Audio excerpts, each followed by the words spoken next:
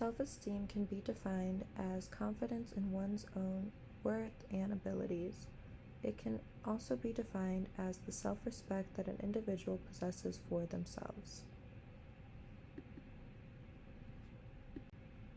Self-esteem is important because it is a vital life skill that everyone should possess. It can help define a person's personality and how an individual reacts to various life circumstances. A person with healthy self-esteem may overcome obstacles, adapt to changing circumstances, and effortlessly fit into their environment. With healthy self-esteem, you are assertive in expressing your needs and opinions, confident in your ability to make decisions, and able to form secure and honest relationships, as well as less likely to stay in unhealthy relationships with others. Low self-esteem, on the other hand, is when a person lacks confidence about who they are and what they can do. They often feel incompetent, unloved, or inadequate. People who struggle with low self-esteem are consistently afraid of making mistakes or letting other people down. Low self-esteem can reduce a person's quality of life by causing feelings of constant self-criticism, leading to persistent feelings of sadness, depression, and anxiety.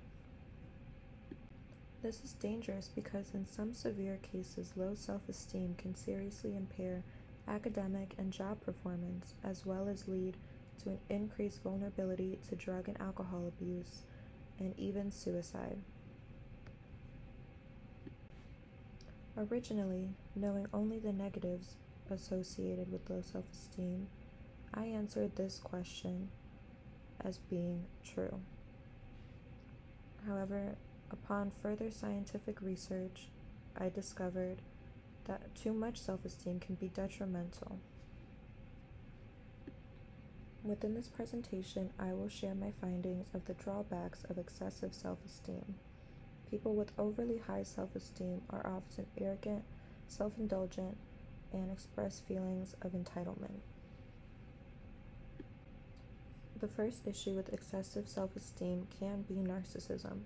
Healthcare providers diagnose this if you have 5 of the following characteristics: overinflated sense of self-importance, constant thoughts about being more successful, powerful, smart, loved, or attractive than others, feelings of superiority, and desire to only associate with high-status people. Narcissists have high self-esteem, but unlike individuals with secure sense of self-esteem, narcissists have what researchers call fragile high self-esteem. It is a form of high self-esteem dependent on external validation and self-deception. This type of personality often creates too much egotism and pride to the extent that they feel as though they are better than everyone else. Individuals with such characteristics find it difficult to relate with others and are fond of discouraging others.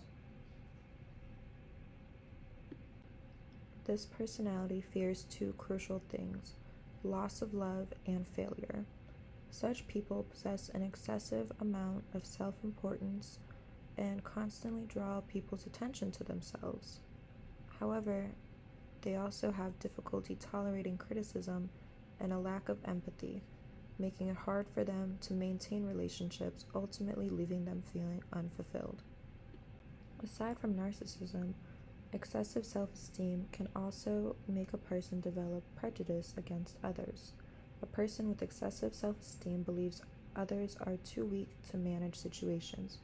Research points out that fragile self-esteem is closely associated with fear or hatred against a particular group of people, ethnic affiliation, race, or religion. This type of personality flaw makes a person look down upon others as they raise themselves higher. They are ultimately judgmental in every situation and feel broken when they realize the people that they hate or belittle are better than them. As a result, they feel psychologically tortured. Last but not least, excessive self-esteem creates a feeling of aggression. Too much self-esteem makes a person develop hostile in destructive behavior. Since they have a sense of overconfidence, they also begin to feel that nobody is supposed to offend them and react in violence when someone does. One example of this is Adolf Hitler. This individual was historically regarded to as being the most arrogant and self-assured via violent activities. Anything less was seen as a sign of weakness. It is believed that he survived and conquered due to this violence and aggression and arrogance. Amin was the commander of all the armed forces as well as an athlete during his time in both the British and Ugandan army. He was tall and powerfully built and very arrogant in his abilities. Like Hitler, he was also extremely violent. During his ruthless 8-year reign, he had an estimated 300,000 civilians massacred. We now know that both low and high self-esteem can be negative in their own ways, and we have debunked the idea that high self-esteem is really beneficial.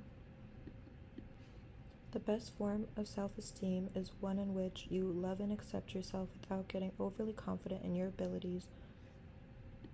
Self-esteem is crucial in overall happiness, but the good news is it is rebuildable. Both people with high and low self-esteem have the ability to change this if they are willing to put in the time and patience to achieve this.